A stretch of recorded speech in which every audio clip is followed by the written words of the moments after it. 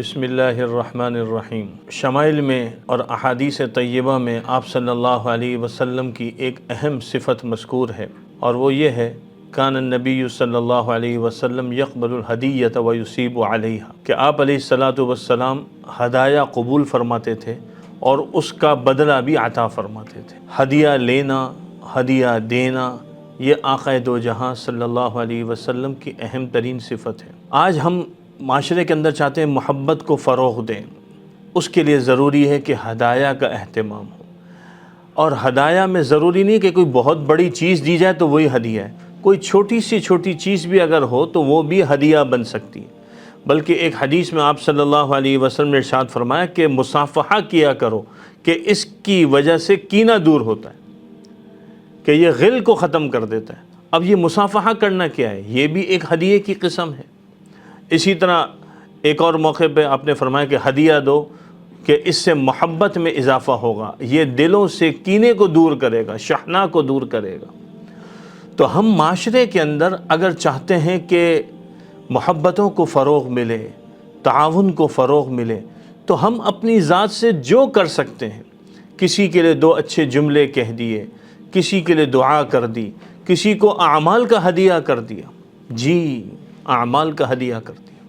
ہم نے تبلیغ میں یہ بات بہت سنی، بارہا سنی، کہ اگر کسی محلے میں جائیں اور محلے والے وہاں بات نہ سن رہے ہوں تو اعمال کے ہدیے کر کے وہاں کے لوگوں کے قلوب دین کی طرف متوجہ کروائیں۔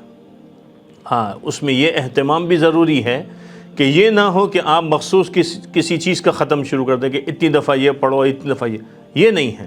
آپ جو عمل کر سکتے ہیں، آپ تلاوت کر سکتے ہیں، دعائیں مانگ سکتے ہیں، نمازیں پڑھ سکتے ہیں، ذکر کر سکتے ہیں، سبحان اللہ، الحمدللہ، لا الہ الا اللہ، اللہ اکبر، لا حول ولا قوت الا باللہ، اور دیگر جو ہمارے پاس اذکار موجود ہیں، استغفار موجود ہیں، دعائیں موجود ہیں، قرآن کریم کی صورتیں ہیں جس میں آپ سورہ یاسین کا ہدیہ کریں، آپ چھوٹی صورتیں پڑھ کر ہدیہ کریں، یہ سب ہدایہ ہیں، اور یہ ہدایہ آپ دیں گے تو آپ کو بھی اجر ملے گا اور اس کو بھی اجر مل جائے گا۔ اور اسی طرح ہدایہ کی شکل میں جو چیزیں ہوتی ہیں، جو مادی چیزیں، یہ بھی ہدیہ دینا چاہیے، یہ بھی آدمی دے سکتا ہے۔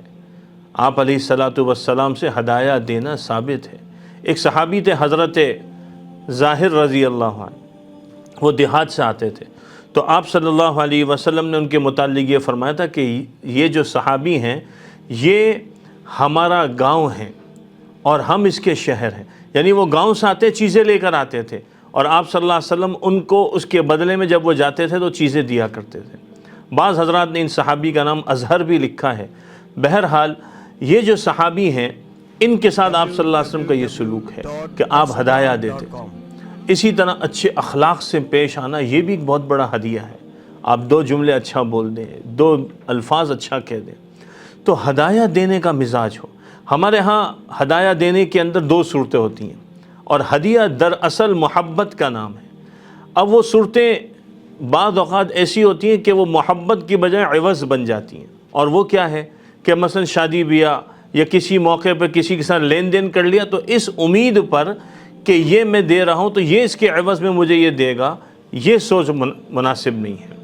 اور بعض علماء نے اس کو منع فرمایا، اگر نقدی دے رہا ہے اور یہ امید ہے کہ یہ بھی مجھے دے گا تو یہاں پر پھر سود کا مسئلہ بھی آ سکتا ہے۔ گرچہ بعض حضرات نے یہ بھی لکھا ہے کہ ہدیے کی نیت سے دیا تو ٹھیک ہے، لیکن بہرحال ہدیہ دینے میں خلوص ہونا چاہیے، محبت ہونی چاہیے، حسن سلوک جو ہے اس سے مقصود ہے۔ جیسے ہم اہل اللہ کے پاس جاتے ہیں، اللہ والوں کے پاس جاتے ہیں تو ہدیہ لے کے جائیں۔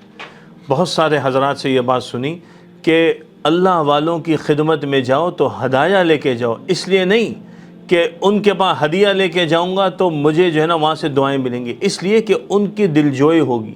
اور اہل اللہ کو دیکھا ہے کہ وہ لوگوں میں بانٹتے ہیں، لوگوں پہ لگاتے ہیں، تو اللہ کی طرف سے ان کے پاس پھر چیزوں کی آمد و رفت لگی رہتی ہے۔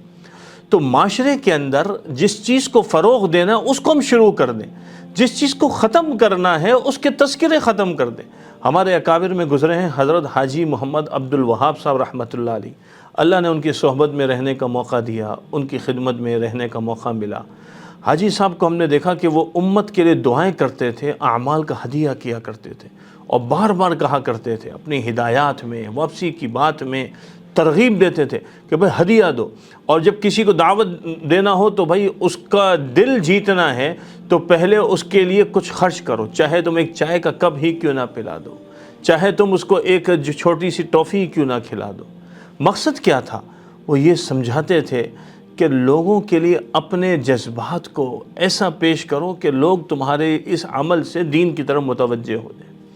ہم سب معاشرے کے اندر خیر کے فروغ کے خواہاں ہیں، کوئی ایسا نہیں ہے جو نہیں چاہتا کہ معاشرے میں بھلائی نہ پھیلے، کوئی ایسا فرد نہیں ہے۔ بس تھوڑا سا رخ متوجہ کرنے کی ضرورت ہے، اینگل ٹھیک کرنے کی ضرورت ہے، زاویہ بدلنے کی ضرورت ہے، سمت اپنی ٹھیک کرنے کی ضرورت ہے، پھر ساری چیزیں انشاءاللہ خود بخود ٹھیک ہوتی چلے جائیں گی۔ آپ سب اس حوالے سے کیا سمجھتے ہیں، کیا سوچتے ہیں؟ ہم آپ کے اس حوالے سے سوال اور جواب کے بھی منتظر ہیں۔ جزاکم اللہ۔ سوشل میڈیا پر سب سے قدیم اور سب سے ریلائبل برانڈ درسقرآن.com